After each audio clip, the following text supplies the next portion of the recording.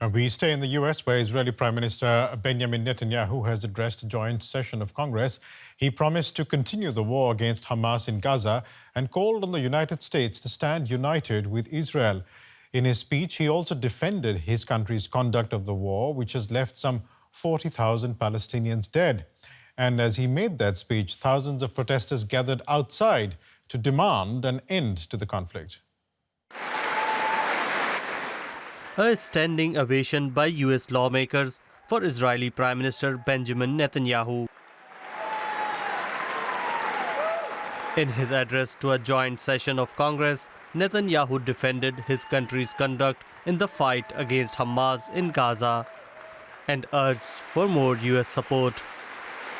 Today, as Israel fights on the front line of civilization, I too appeal to America. Give us the tools faster and we'll finish the job faster. Not everyone has welcomed Netanyahu's visit to Washington.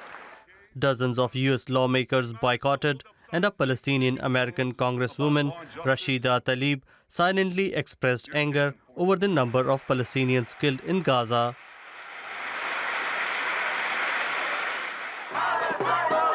Outside the Capitol building, large number of protesters gathered to call for an end to the war and the humanitarian crisis in Gaza.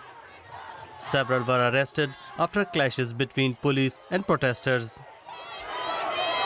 He doesn't belong here. We're going to see a free Palestine, and we're going to keep fighting. We want this war to stop. And we would like U.S. arming of any war crimes to stop. It's disgraceful that they invited him. This Prime Minister does not represent Israel anymore. 70% of the population thinks he should resign. He's responsible for a lot of the issues Israel is facing now, and his government is completely incompetent and they're not able to handle the situation. Inside the House chamber, Netanyahu blasted the demonstrators. Well, I have a message for these protesters. When the tyrants of Tehran, who hang gays from cranes and murder women for not covering their hair, are praising, promoting, and funding you, you have officially become Iran's useful idiots. This is Netanyahu's first visit to the US since the October 7 attack by Hamas on Israel, and he is due to meet with President Joe Biden on Thursday. And earlier, I asked DW's Jerusalem correspondent Tanya Kramer if the Prime Minister's speech to the US Congress is likely to persuade his critics in Israel.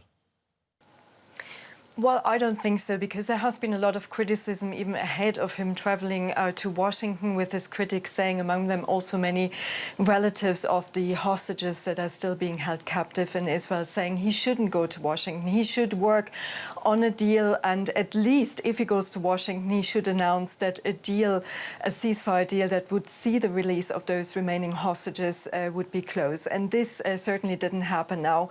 We have, of course, his diehard supporters. They have been saying in reaction to that, they highlighted the many standing ovations he got for his speech, where he struck a bipartisan tone at times, but also saying, our enemies are your enemies to the Americans. But at the same time, we just heard it also in the report, a majority in most of the major polls that have been conducted here in recent months, a majority of Israelis want him to resign as Prime Minister over the failures that led to October 7, and they also want to see progress in this hostage deal. But the speech didn't give any indication where this is at, and also disparaging some of the protests. Some of them were relatives of hostages and supporters from Israel traveling there. So I don't think his critics will appreciate what he did there in Congress. These negotiations over a hostage deal are set to continue, set to resume in Doha. Will this trip have an influence on the outcome of those negotiations?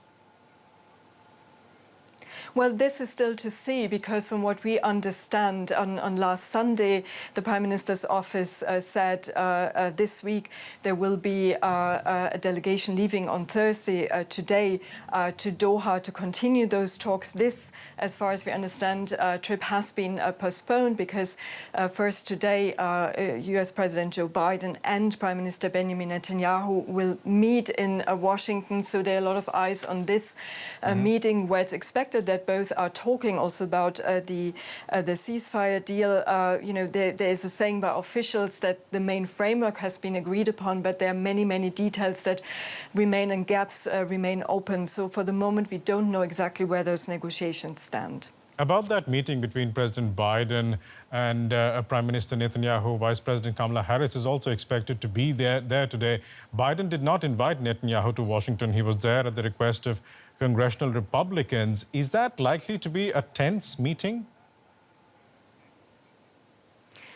Well, I mean, it will be interesting to see both leaders meeting in this context right now, because both have rather strained relations. That doesn't say Joe Biden is a very strong supporter. His support for Israel, also during wartime, is ironclad. And we have heard Netanyahu trying to make an overture to Biden, thanking him for his efforts for Israel. But he also thanked former President Donald Trump for all what he has done for Israel. And we're expecting those both leaders to talk about several issues. Among them, we heard, that's probably from the Israeli side, Prime Minister Netanyahu said that he wants more arms shipment, faster and more supply. We could think that the Americans would rather talk about humanitarian aid to Gaza, also obviously about the hostage deal and Israel's conduct of war.